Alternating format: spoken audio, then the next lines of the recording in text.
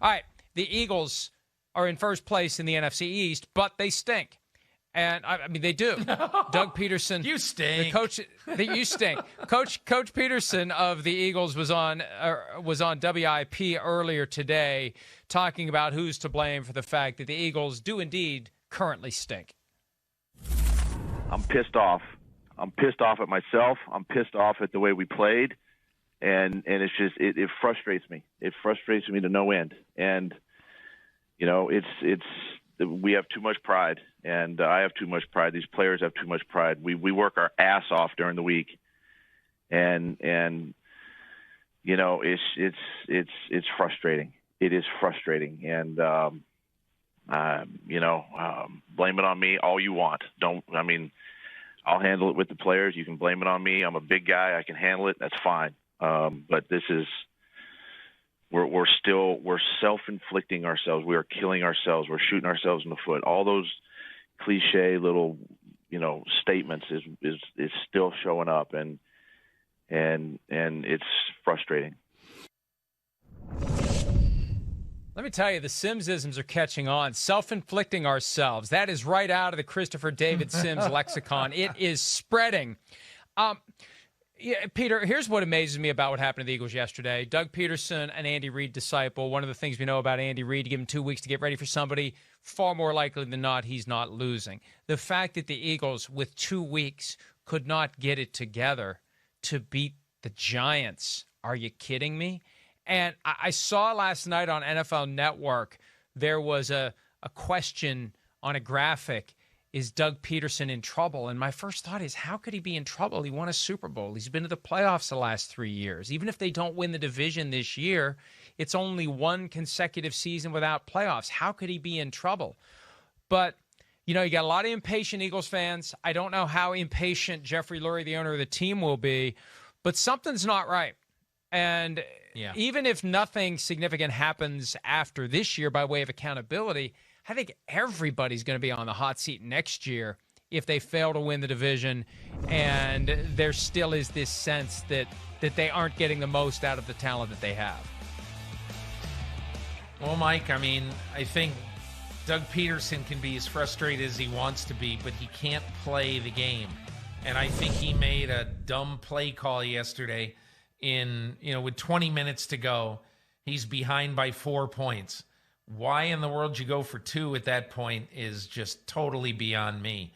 And I'm a big fan of going for 2 more than you go for 1. I've said it 100 times. But you get to the end of the game, you got to play, in my opinion, play call smarter. But the one other point, Carson Wentz right now, he leads the NFL among quarterbacks in interceptions. He leads all NFL quarterbacks in giveaways.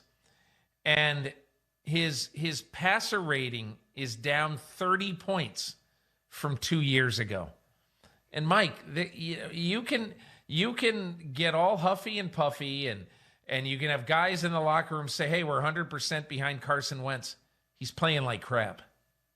I know the offensive line is really struggling, and Carson Wentz doesn't have the time that he used to have, but he's not playing well.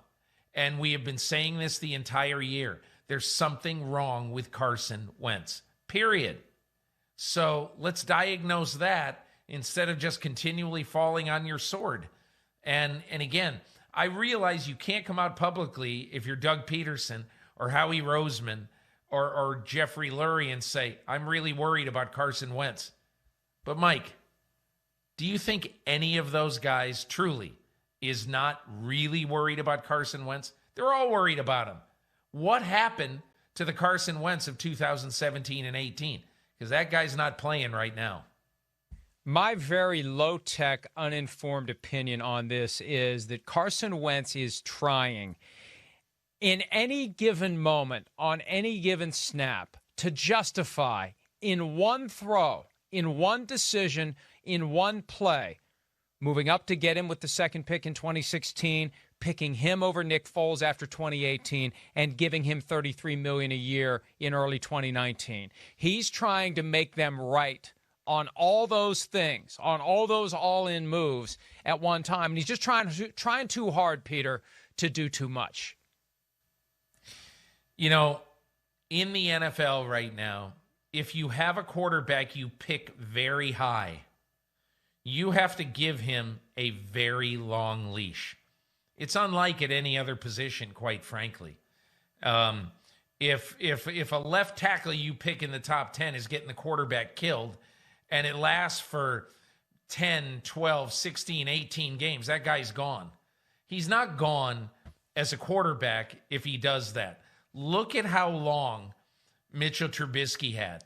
And I guarantee you one day, it's not going to be, soon or in the next 2 or 3 years.